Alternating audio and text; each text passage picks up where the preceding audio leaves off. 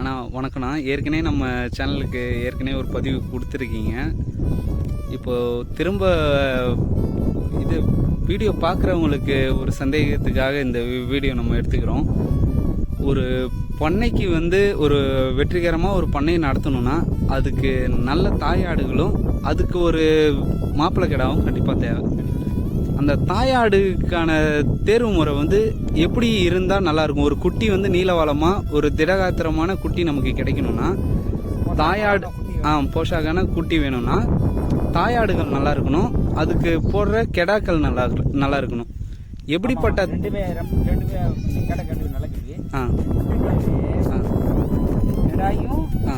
நல்லா இருக்கணும், ஆடும் அந்த மாதிரி நல்லா இருக்கும்.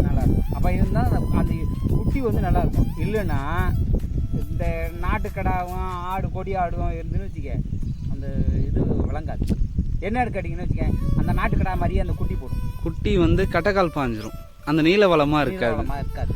சரிங்கண்ணா. அதோட இன்னும் முக்கியமாக ஒரு ஆடு வளர்க்குறவங்க அத்தனை பேருமே தேர்வு செஞ்சு தான் கண்டிப்பாக வளர்த்துக்கிட்டு தான் ரெண்டது. நாட்டாடுன்னா அது எதை போட்டாலும் திங்குங்கிறதெல்லாம் கிடையாது. சரி, எல்லாம் உயிர் உள்ள ஜீவன் தான். சரிங்கண்ணா. அதுக்கு கொடுக்க வேண்டிய சப்போர்ட்டு இதுக்கு கொடுக்குறோம், இதுக்கு கொடுக்க சப்போர்ட்டு எல்லாம் ஒரே சப்போர்ட்டு தான்.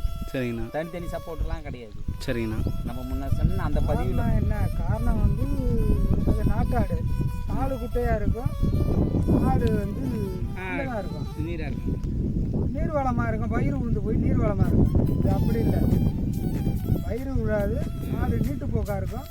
குட்டி ஆளுக்கு தகுந்த மாதிரி ஒரு எடுப்பாக இருக்கும், குட்டி பார்க்கறதுக்கு எடுப்பாக இருக்கும். சரிங்கண்ணா.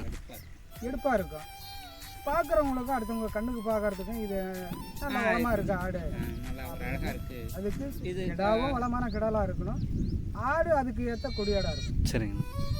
இப்போது தாயாடுகளோட தேர்வு முறையில் உங்களோட அனுபவத்தில் எப்படி இருந்தாலும் தாயாடுகள் வாங்கலாம், எப்படி இருந்தால் வாங்கக்கூடாதுன்றது உங்களோட அனுபவத்திலேருந்து பகிர்ந்துருக்குங்க. என்னன்னு கேட்டிங்கன்னா முக்கியமாக நம்ம முன்ன சொன்னோம்ல, அந்த கிடாலும் ஆடும் ஒரு ஸ்டேஜாக இருக்கும்.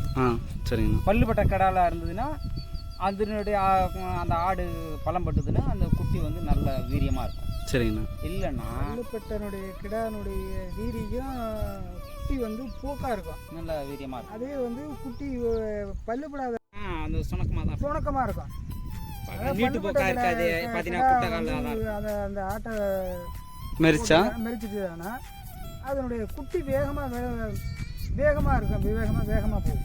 வீரியம் நல்லா இருக்கும், வீரியமாக இருக்கும். அதான் பயிர் மாதிரி தான். சரிங்க.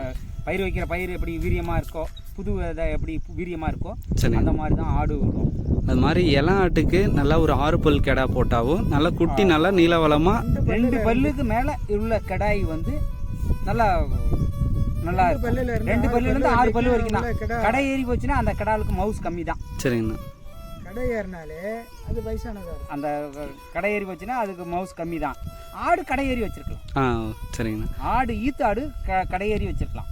அதை வச்சிருக்கலான்னு கேட்டிங்கன்னா ஒரு அதுக்கு மேலே அந்த ஆடு கடை ஏறிச்சுன்னா அதுக்கு மேலே ஒரு 5 போகம் கூட வச்சுக்கலாம். சரிங்கண்ணா. காரணம் அது சப்போர்ட்டுனால அந்த 5 போகம் அது தாங்கும். அதே கிடா அந்த வீரியம் அவ்வளோதான் குறைஞ்சிரும். ஒரு 6 பல்லுக்கு மேலே ஆயிடுச்சுன்னா அது வீரியம் குறைஞ்சிரும். அதுக்காக தான் பண்டிகையை கூட பார்த்தீங்கன்னா 2 பல்லு 4 பல்லு 6 பல்லுக்குள்ளார கிடா இருந்தால் மட்டும்தான் பண்டிகை வாங்கிட்டு போவாங்க, இல்லைன்னா வாங்கிட்டு போக மாட்டாங்க அவங்களே. சரிங்கண்ணா. நல்ல தாயாடுனா நீங்கள் அதுக்கு என்னென்ன தகுதிகள்லாம் இருக்கணும்னு நினைக்கிறீங்கண்ணா? நல்ல தாயாடுக்கான தகுதிகள் ஒரு கால் தாக்கம், நெட்டுப்போக்கு, ரெட்டை குறுக்கு அந்த மாதிரி கேட்குறேன். நல்லா இந்த கால் நெட்டு விட்டா இருக்கிற ஆடு பார்த்தீங்கன்னா பொழுது வரைக்கும் அப்படியே நின்றுட்டே இருக்கும். ஒரு செத்த நாள் ஒரு அரை மணி நேரம் விட்டிங்கன்னா போதும், வெளியே இருக்கிறதெல்லாம் இழுத்து போட்டுக்கும். இந்த குட்டாடு என்ன பண்ணும்? கீழே தான் மட்டும்தான் போறீங்க, செம்பரி ஆடு மாதிரி. சரிங்கண்ணா. சரிங்கண்ணா. இது அப்படி கிடையாது. நீங்களே என்னன்னா ஒரு சும்மா அப்படி லைட்டாக காட்டி விட்டிங்கன்னா போதும், அந்த பகுதி வேலியே தாவுகால் போட்டு தின்னுடும். அதான் கொடியாட்டுக்கும் இந்த நாட்டாட்டுக்கும் உள்ள வித்தியாசம். கொடியாட்டுக்கும் உள்ள வித்தியாசம் என்னன்னு பார்த்தீங்கன்னா அந்த நாட்டாடு அந்த முள்ளை தான் போய் திங்க போகும், முள்ளு பழைய தான் போய் திங்க போகும். இந்த நாட்டாடு என்ன பண்ணும், எந்த பிள்ளை வேணாலும் விட்டாலும் கரம்பிலே கூட தவிர கரம்பிலே கிடக்கு பாருங்க, அந்த கரம்பிலேயே மேய்க்கு பாருங்க நாட்டாடு எல்லாம். இந்த கொடியாடு அப்படி இருக்காது. இந்த கொடியாடோ கொடியாட்டிலோட கிராஸ் ஆடுவா அதுவெல்லாம் வேலிக்கு தான் போகும். வேலி தான் பார்க்கும், முள்ளு தழை தழையை தான் போய் தழை, பார்க்கும். முள்ளு தழை இதை தான் எதிர்பார்க்குமே தவிர இந்த நாட்டாடு மாதிரி இருந்தது. நாட்டாடு கொஞ்சம் ஊட்டமாக வச்சுருக்கவங்க தழை தாம்பு அந்த மாதிரி தாம்புன்னா அது அடர்த்தியான தீவனம் கொடுத்தாங்கன்னா நாட்டாடும் வச்சுருக்கலாம். ஆனால் இருந்தாலும் அந்த அளவுக்கு இதுவனுடைய போஷாக்கு அது வராது. கால் போக்கு வராது, அவ்வளோதான். நெட்டு போக்கு வராது, நீளமாக இருக்காது, அது பார்க்கறதுக்கு இது இருக்காது. என்னமோ அந்த குட்டி வளராது. இப்போ தான் இருக்கும். இப்போ பாருங்க, அதான் முருகன் ஆட்டில் கிடக்கிறது பூராவே எல்லாம் வெறும் மட்டையும் சொட்டையுமா தான் இருக்கும். அதுக்கு பேரே வந்து பீப்பல்லாடுன்னு பேர். என்ன ஆடுங்கண்ணா? பேர் பீப்பல்லாடுன்னு பேர். அது பல்லாடு தான். உங்களை 2 பேரோட அனுபவத்திலையும் ஆடு வளர்ப்பை பற்றி நீங்கள் சுருக்கமாக நச்சுன்னு ரத்தன சுருக்கமாக ஏதாவது சொல்லணுன்னா என்ன சொல்ல விரும்புகிறீங்க? ஆடு வளர்ப்பில் வந்து கொடியாடு வச்சிருக்கிறதுல வந்து நம்ம எவ்வளவு சப்போர்ட் பண்ணுறோமோ அது நமக்கு லாபம். சரிங்கண்ணா. அதே நாட்டாடுன்னா அப்படி கிடையாது. எது வந்தால் நாம் போனோம், நம்மளாம் 2 ஆடு வச்சுருக்கோம் அப்படிங்கிற மாதிரி தான் அது.